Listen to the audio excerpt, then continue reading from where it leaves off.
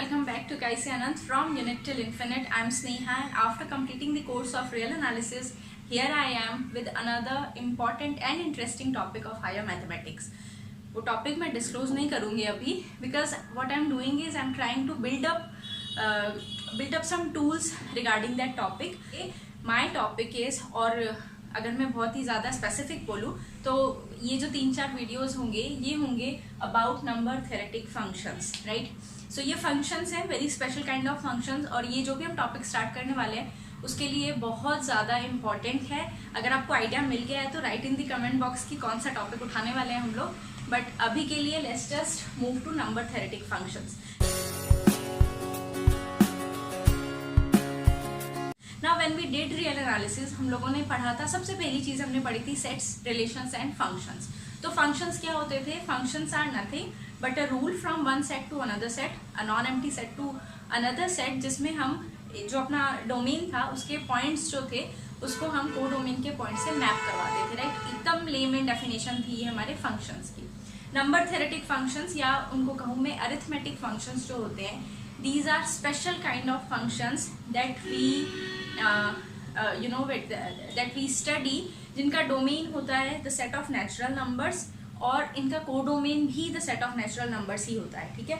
सो एक तरह से हम कह सकते हैं कि ये जो functions हम पढ़ रहे हैं they are a very special kind of sequences, because if you remember sequence का जो डोमेन होता था वो natural numbers होता था, राइट. तो सबसे पहला जो हमारा नंबर थेरेटिक फंक्शन है वो है Eilers-Townsend फंक्शन. आपने नाम सुना होगा, that is also known as phi function, right. So the very first number theoretic, थोड़ा इसके बारे में अगर मैं बोलूँ तो number theoretic functions as the name suggest are some functions we define from the set of naturals to the set of naturals with some special properties, right. तो ये कुछ नहीं होते, ये बस फंक्शंस होते हैं जिनका डोमेन और कोडोमेन फिक्स हो जाता है, right. Just because the domain is the set of natural numbers we can also call them as a special sequences, है ना. स्पेशल सीक्वेंस भी कह सकते हैं बट अलग ही नाम दे दिया, उसको कैटेगरी ही अलग कर दी और अलग नाम दे दिया. तो हमारा जो आज का टॉपिक है, ये हमारा जो फर्स्ट नंबर थेरेटिक फंक्शन, इन फंक्शंस को अरिथमेटिक फंक्शंस भी कहते हैं, आपको पता चलेगा क्यों अभी, ठीक है. So the first function is Eilers-Townsend function, Townsend function, right. इसे हम फाई फंक्शन भी कहते हैं. जनरल जो लैंग्वेज होती है ना उसमें हम फाई फंक्शन के नाम से ही जानते हैं, इतना बड़ा नाम तो कोई भी नहीं लेता. So this is again because it's a number theoretic function, it should be from n to n only, and the way we define it as phi of any natural number will be the number of, थोड़ा देखना, हाँ इसकी definition अलग है. Naturals or natural numbers, the number of natural numbers less than or equal to n that are co-prime to n. Got it? मतलब इनको arithmetic functions क्यों कहते हैं? क्योंकि ये एक्चुअली फंक्शंस जो होते हैं ना, जो हम जो भी 5 फंक्शंस पढ़ेंगे वो फंक्शंस इस तरह से ही डिफाइन होंगी, number of something. Either we are counting, जैसे यहाँ काउंट कर रहे हैं, we are counting all the natural numbers that are coprime to n less than और equal to n, that are coprime to n. Tau function अगर आपने नाम सुना होगा तो टाउ फंक्शन जो होता है वो हमारे नंबर ऑफ किसको, डिविजर्स को काउंट करता है. सिग्मा फंक्शन हमारे पास होता है, कैपिटल सिग्मा फंक्शन होता है. तो बहुत सारे फंक्शंस हैं. इनको अरिथमेटिक फंक्शन बोलने का मतलब ये क्योंकि काउंटिंग देते हैं हमें किसी भी चीज़ की, है ना. किसी नेचुरल नंबर से रिलेटेड जितने भी कैरेक्टर्स हो सकते हैं उनकी काउंटिंग देते हैं. तो इसकी डेफिनेशन थोड़ा एक बार डाइजेस्ट कर लेते हैं. ये वो फंक्शन है जो किसी भी नेचुरल नंबर के लिए आपको क्या काउंट करके बताएगा, ये बताएगा all those numbers that are less than और equal to your given n that are coprime to n, है ना. और को प्राइम की डेफिनेशन क्या होती है? वो दो नंबर, वी से 2 numbers are coprime to each other. सो को प्राइम की जो डेफिनेशन है वो 2 नंबर्स के लिए है. So 2 numbers are said to be co-prime to each other if they have no common divisor other than 1, है ना. 1 के अलावा और कुछ उनका common divisor नहीं मिल जाए, नहीं मिल पाए हमें, ठीक है. So जब भी you are doing number theoretic function तो पहले 10 नेचुरल नंबर्स के लिए तो इनकी वैल्यूज लिख लेना. इट्स लाइक रिचुअल कह सकते हो आप, ठीक है.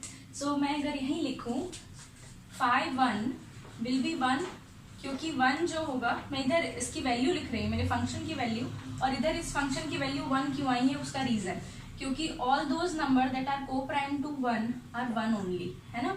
देन 5 2 से को प्राइम नंबर ओनली 1, सो 1. 5 3 को प्राइम नंबर्स 1 and 2, सो 2. 5 4 को प्राइम नंबर्स 1, 2 नहीं होगा, 3 4 नहीं होगा, सो अगेन 2. 5 और 5 1 2 3 and 4, so 4.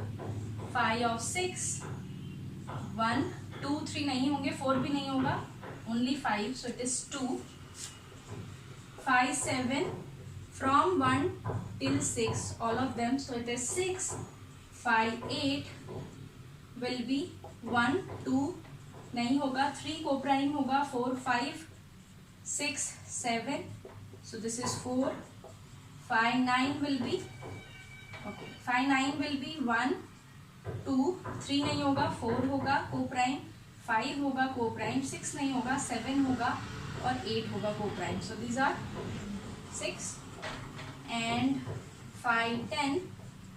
इसके को प्राइम नंबर्स 1 3 7 8 नहीं होगा, 9, so 4, है ना. सो जब भी हम नंबर थ्योरेटिक फंक्शन पढ़ेंगे तो हम फर्स्ट 10 नंबर्स के लिए फंक्शन की जो वैल्यू है वो ट्राई करो क्रैम कर सको, नहीं क्रैम कर सको तो एटलीस्ट इतना तो हो कि आपने अपनी नोटबुक में कहीं लिखा है कि फर्स्ट 10 नंबर्स की वैल्यू ये होती है. क्या कर रहे हैं हम, एक्चुअली जो भी नंबर 5 अपने अंदर ले रहा है या जो भी नंबर के ऊपर 5 अप्लाई कर रहे हैं, हम उससे को प्राइम नंबर्स का सेट ढूंढ रहे हैं, उससे लेस देन और इक्वल टू दैट नंबर, ये को प्राइम नंबर का सेट ये आ गया, इनको काउंट कर रहे हैं. The cardinality also I can define this as the cardinality. 5n is the cardinality of a set, और वो कौन सा सेट है, set of natural numbers that are less than और equal to n and that are coprime to n, right. So after this ये तो हो गए हमारे. अब अच्छा एक चीज सोचो, नेचुरल नंबर्स तो बहुत सारे हो सकते हैं, राइट. तो कुछ ना कुछ तो ऐसी प्रॉपर्टी या कुछ ना कुछ तो ऐसा रूल होना चाहिए जिससे हम लोग without actually writing the set, ये सेट लिखने के बजाय हम लोग डायरेक्ट कैलकुलेट कर सके that what will be the value, है ना. So with this comes the properties of this function 5 function, और I can say results on 5 function, ठीक है. इससे पहले तो हम लोग रिजल्ट्स लिखने से पहले ना इसको मैं रूल्स लिखती हूँ, वो ज़्यादा बेटर रहेगा. In order to find out the value of 5n हमारे पास कुछ रूल्स हैं, हम वो लिख लेते हैं सबसे पहले, ठीक है. सो एक चीज आपको याद होगी, जब बचपन में बहुत करा है हमने, for given n, for any natural number n we have n equal to, what I'm doing actually is where pi's are primes. बचपन में करते थे, कोई भी नेचुरल नंबर हमें गिवन होता था तो हम उससे रिलेटेड क्या कर लेते थे, उसका प्राइम फैक्टराइजेशन करते थे, राइट. तो कोई भी नंबर होगा तो उसका प्राइम फैक्टराइजेशन तो हम कर सकेंगे ना. प्राइम फैक्टराइजेशन कैसे होगा, अगर आप बिल्कुल ही इनिशियली उससे शुरू करो तो 2 का पावर, 3 का पावर, 5 का पावर, 7 का पावर एंड सो ऑन. तो ये हो गया मेरे नेचुरल नंबर का जो मुझे गिवन था. आई होप ये दिख रहा होगा आपको, जो भी आपको गिवन था उसका prime factorisation. Now if the prime factorisation is there with you, you can directly calculate 5n as n times the product of these brackets and so on, है ना. ये सो ऑन है, आगे नंबर आगे कुछ भी हो सकता है. सो ये है हमारा सबसे पहला rule to find out 5n for any given natural number. किसी भी नेचुरल नंबर के लिए आपको क्या करना पड़ेगा, your first step will be prime factorise your number.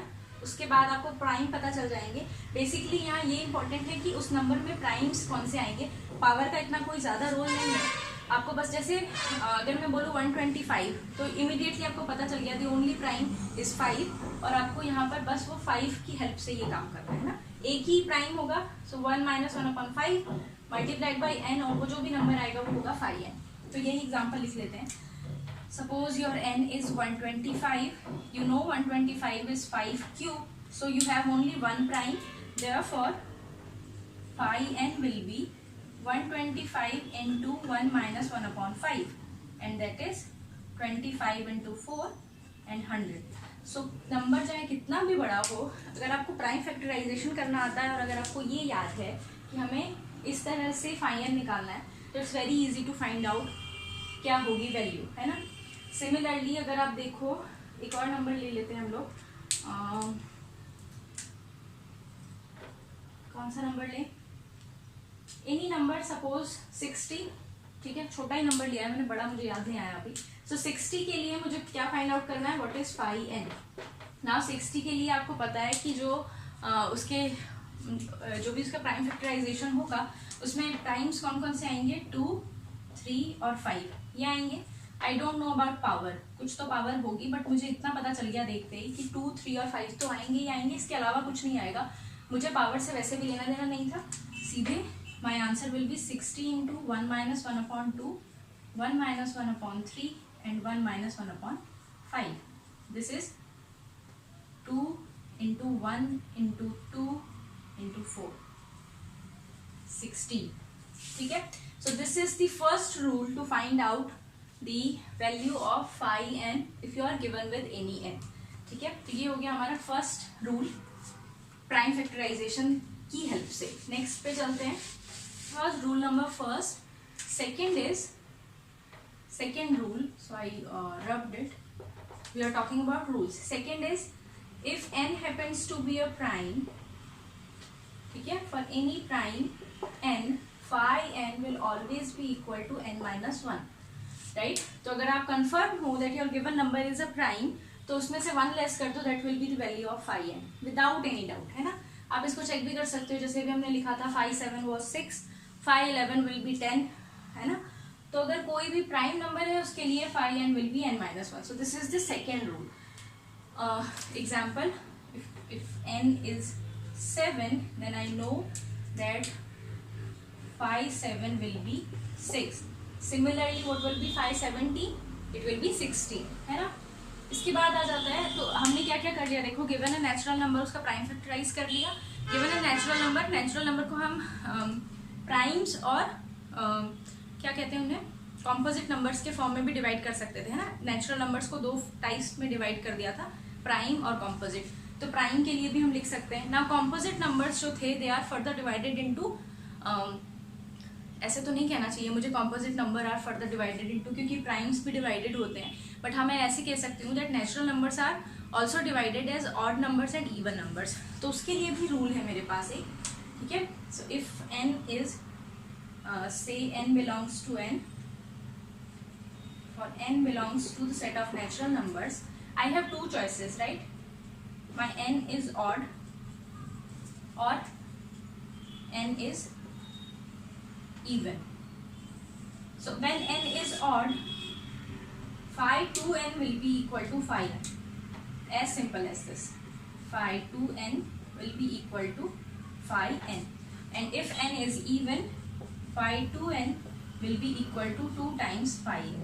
ठीक है, ये भी बहुत इंपॉर्टेंट हो जाता है ना. इफ़ यू आर सपोज आपको कोई बहुत कॉम्प्लेक्स सा नंबर दिखा और आपने उसको 2 से डिवाइड कर दिया और फिर देखा कि हाँ ये नंबर ऑड बन रहा है या ये नंबर इवन बन रहा है, तो उसकी वहाँ से भी हम लोग इसको फाइंड आउट कर सकते हैं what is the value of phi 2n. तो अगर मैं एक एग्जांपल लिखूँ, जैसे अभी हमने n60 है ना, यहाँ लिखते हैं n इक्वल टू 60 हमने कंसिडर किया था. Now I know that n60 is equal to 2 times 30, right. And 30 is what, an even number. इसको और भी हम फैक्टराइज कर करके निकाल सकते हैं. अल्टीमेटली हम प्राइम फैक्टराइजेशन ही करेंगे, बट हाँ यहाँ से मुझे ये ज़रूर पता चल जाएगा that this is 2 times so and this is an even number, therefore phi 60, that is phi 2 times n will be equal to 2 times phi 30. अभी हमने निकाला था phi 60 was I think 16 था, so phi 30 will be what, 8, right? अगर वो 16 ही था तो, right? तो हम इस तरह से भी we can use these formulas or these rules to find out जो भी हमारे वैल्यू होगी. These are the rules. हमने 3 रूल्स पढ़े. फर्स्ट, प्राइम फैक्टराइजेशन करके अच्छा खासा फॉर्मूला बन गया हमारे पास फाई एन फाइंड आउट करने का. दूसरा if my n is prime, तो सीधे सीधे मुझे पता चल जाएगा उस नंबर से एक नंबर छोटा कर दो, है ना, उससे इमीडिएटली पहले वाला number, that will be the value of phi N.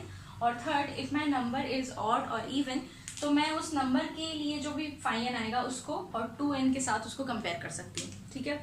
सो ये तो हो गए हमारे रूल्स। अब हम लोग चलते हैं properties of phi n. Now we are doing the properties of Euler totient function, properties, ठीक है। फर्स्ट प्रॉपर्टी, सबसे पहली प्रॉपर्टी, क्योंकि ये फंक्शंस हैं, first question that comes to your mind when you are given with a function is whether the function is 1 1, it is not, it is onto और it is not, right. So अगर मैं five function की बात करूं तो five function ना तो 1 1 है ना ऑन टू है। अगर आप अपने आप से भी पूछो तो ऑन टू तो हम लोग थोड़ा डिस्कस करेंगे थोड़ी देर के बाद, 2-4 प्रॉपर्टीज और आ जाने के बाद, बट 1 1 अगर आप देखोगे ना तो अभी आपको पहले वाले जो 2 पॉइंट्स थे phi 1 and phi 2 they are equal, है ना, 1 कोई गिवन था, तो द फंक्शन इज नॉट 1 1, ये तो मुझे फाई 1 और फाई 2 निकालने के बाद ही पता चल गया। So first property is phi is not a bijection, है ना, नॉट अ बाइजेक्शन। तो पहली चीज तो ये पता चल गई, since it's a function I should know कि 1 1 है कि ऑन टू है, क्या है ये फंक्शन, तो ये बाइजेक्शन तो नहीं है। Second is since the domain is the set of natural numbers, so phi function can also be viewed as a sequence, and as a sequence phi n approaches to infinity as n approaches to infinity. so ये दो तो हो गए phi की क्या कहूँ मैं, सिर्फ ये जो फंक्शन लिखा था और फंक्शन का डोमेन जो था उस पे बेस्ड प्रॉपर्टी, ये phi की वो दो प्रॉपर्टी है। Third is if two numbers they divide each other, if a divides b implies phi a will also divide phi b. Now it has a very good proof जो हम कभी बहुत अच्छे से खाली बैठे होंगे तब करेंगे, but for the time being if two numbers they divide each other, उनके ऊपर phi अप्लाई करोगे तो वो भी सेम होगा। Fourth is in general if you are taking the product of two numbers, ठीक है, m और n दो numbers है जिनके ऊपर आप phi अप्लाई कर रहे हो, so this is equal to phi m into phi n into d divided by phi d, where d is the GCD of m and n, right। अगर आपने कोई दो नंबर का प्रोडक्ट है वो फाइंड आउट करना है, उसके लिए phi फाइंड आउट करना है, तो आप उसको इस तरह से भी फाइंड आउट कर सकते हो। कैसे? You can use phi m into phi n, multiply it by d, divide it by phi d, where what is d? D is the GCD of m and n. Now the special case will be if the GCD of m and n is 1, phi m into n will be equal to phi m into phi n, right? So fourth का ये special case है that phi m into n is equal to phi m n if m and n are co-prime. So co-prime की एक और definition है ये कि उनका जो GCD है वो 1 आ जाए। Now this property where GCD of m and n is 1 and phi m into n equal to phi m into phi n, this property is also known as multiplicative property of arithmetic function, ठीक है। So ये हो गया हमारा fourth. अच्छा, you can also generalize this result, इसको ही आप generalize भी कर सकते हो if you are to find out the phi function or the value of phi function for some k for the product of some k natural numbers, it is equal to the value of the phi function, the product of the value of the phi function of the individual numbers provided they all are co-prime pairwise, है ना, for all I and j from 1 to k। तो इसको इसी का generalisation था। if you are say suppose you are finding out जैसे हमने वहां पर भी निकाला था ना 60 का एग्जाम्पल, अगर आप कंसिडर करो 60 का तो नहीं 30 का एग्जाम्पल कंसिडर कर लो। 30 is 2 into 3 into 5, now 2 3 3 5 they all and 2 5 they all are co-prime, so phi 30 can be written as phi 2 into phi 3 into phi 5। so यहाँ से एक और रूल भी मुझे मिल सकता है phi फाइंड आउट करने का, ठीक है।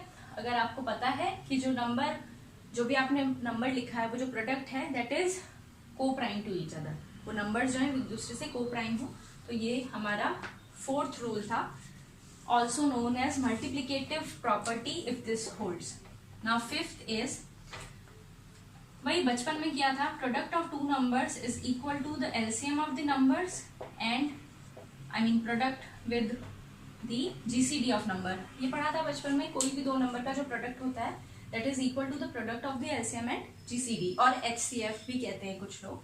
सो यही बिल्कुल यही वाला रूल अगर मैं फाई अप्लाई कर दूं दोनों साइड तो same rule will work. That means phi of m into n will be equal to phi of the LCM into phi of the GCD.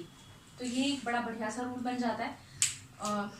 कभी कभार क्वेश्चन में इस्तेमाल कर सकते हैं हम इसको, but yes this is a rule. So these are the 5 rules. अच्छा हाँ, एक और चीज़ बड़ी इंपॉर्टेंट ऑब्जर्वेशन है, वो है that phi n is even for all n greater than equal to 3। अच्छा, ये भी प्रूव करना ग्रुप थ्योरी में होगा, मतलब इसको भी हम ग्रुप थ्योरी से प्रूव कर सकते हैं, बट अभी हम लोग प्रूफ पे नहीं पढ़ेंगे इतना। We just want the properties कि ये हमारे पास 6-7 प्रॉपर्टीज हैं। I think I am done with the properties. या सो क्या क्या प्रॉपर्टीज हो गई हमारे पास। सबसे पहली प्रॉपर्टी थी हमारा, मेरी जो डेफिनेशन या मेरा जो नेम है that this is a function, so this function is not a bijective function नहीं है, ना तो 1 1 है ना ऑन 2 है।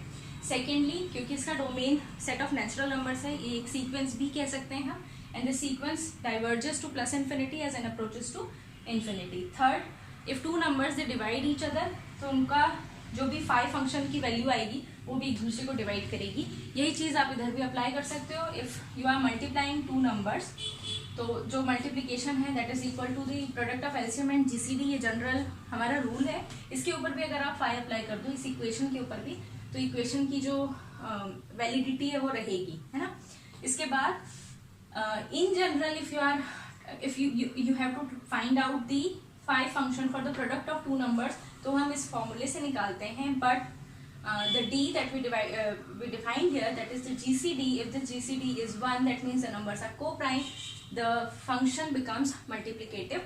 Multiplicative rule को ही हमने यहाँ generalize कर दिया है। और lastly, phi n is even for all n greater than equal to 3. मतलब basically phi 1 और phi 2 1 है, बाकी जितने भी phi आप वैल्यू निकालोगे वो क्या आएगा, even आएगा, ठीक है। सो ये हो गया हमारा number theoretic function, first number theoretic function, that is Euler totient function. Euler's और यूलर्स आप जो भी कहो उसको, फाई फंक्शन। इसके बाद उन्होंने एक थ्योरम दी थी that is known as Euler's theorem, हम वो डिस्कस कर लेते हैं जरा सा। नेक्स्ट इज आइलर-टोशेंट फंक्शन, ठीक है। इसकी हेल्प से आई कैन से, और एक और चीज़ जो हमारे अलजेब्रा में बड़ी फेमस है, आइलर ने एक थ्योरम दी थी, ठीक है। And the theorem says that a raised to the power phi n is congruent to 1 mod n, where GCD of a and n is 1. So that means if a and n are co-prime, now a जो है वो हमारा integer है और n हमारा natural number है ना, ये ज़रा बड़ा इंपॉर्टेंट है। सो अगर मेरे पास दो नंबर्स हैं, एक इंटीजर और एक natural number, such that they are coprime to each other, so a raised to the power phi n will be congruent to 1 modulo n. Now this relation congruent modulo 1, ये हम लोग relation start करेंगे after number theoretic function, वहाँ आपको बहुत अच्छे से clear हो जाएगा। बाकी थोड़ा मोड़ा तो आता ही होगा कि ये क्या चीज़ है। सो ये बड़ी इंपॉर्टेंट थ्योरम है। अच्छा, अब देखो थ्योरम बड़ी एब्स्ट्रैक्ट है, ठीक है। अब देखने से आपको लगेगा, पहले तो ये चेक करो कि जीसीडी और ए और एन की 1 है कि नहीं, फिर ये चेक करो कि फाई एन कितना, तब जाकर के आपको आंसर मिलेगा। You are given with some question that what will be 391 raised to the power 168 congruent modulo 391, ये क्वेश्चन है आपके पास, है ना। 391 392, ठीक है। नाउ इस क्वेश्चन को देख करके देखो, 391 के पावर्स लेना स्टार्ट करोगे तो बहुत टाइम लग जाएगा, बट इस क्वेश्चन को देख के आपको ये थ्योरम याद आएगी। ये दोनों नंबर्स जो हैं ये को प्राइम है, 391 एंड 392, है ना। फिर आप क्या करोगे, 392 के ऊपर 5 फंक्शन अप्लाई करोगे, you will find out that this is 168, yes 168, right. So this is 168, है ना। तो by Euler's theorem this has to be equal to 1 because this is of the form a raised to the power phi n modulo n where n and a are coprime. तो मतलब जब ये questions exam में आते हैं ना, तो बहुत अच्छे से दिमाग खोल के बैठना पड़ेगा कि कहीं ये वाला चीज़ तो नहीं यूज़ हो रहा है यहाँ पर, अगर ये नंबर्स बड़े बड़े हैं तो। सो आइलर-टोशेंट फंक्शन और उसके साथ ये एक theorem which is Euler's theorem, जो उन्होंने इस फंक्शन की हेल्प से निकाल करके दी थी हमें। Probably we will do the proof कहीं ना कहीं ग्रुप थ्योरी में जाकर के या रिंग थ्योरी में जाकर के, बट फॉर नाउ आपके लिए ये इंपॉर्टेंट है कि आइलर-टोशेंट फंक्शन क्या था या नंबर थ्योरेटिक फंक्शंस क्या होते हैं।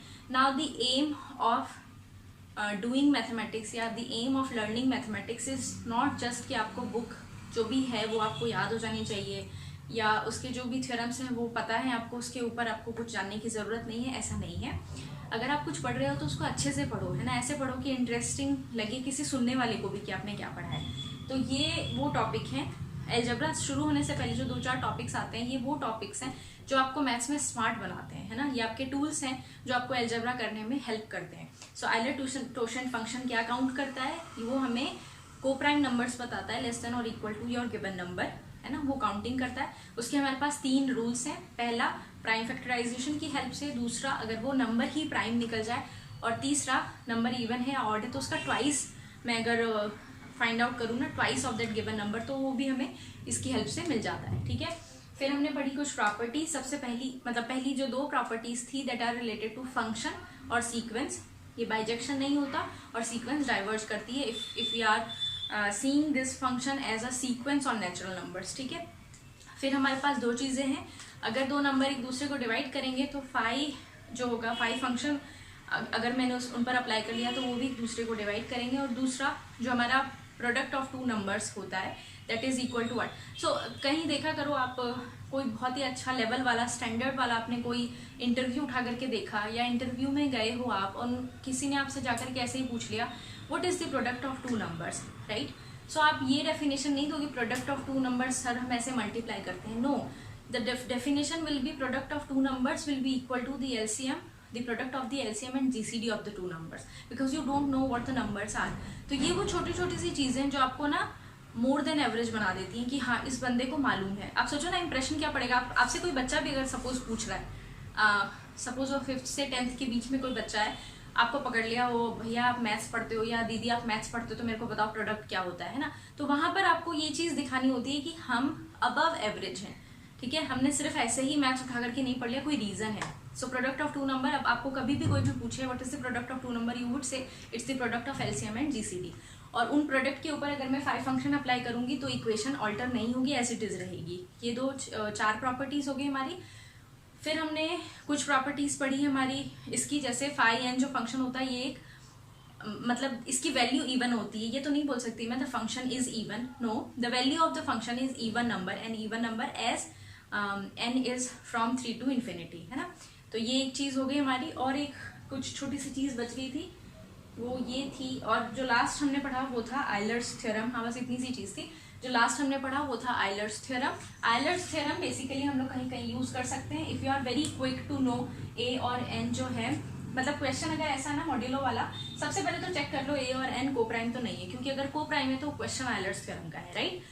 So this is it about the videos. I hope you understood and I hope you liked. If you did, please hit the like button. अगर आप नए हो चैनल पे तो please consider subscribing my channel. बगल में जो बेल आइकन है उसको भी प्रेस कर देना so that मैं जो भी नया वीडियो डालूँ उसका अपडेट आपको मिल जाए। Till we meet in the next video, you take good care of yourself. Bye.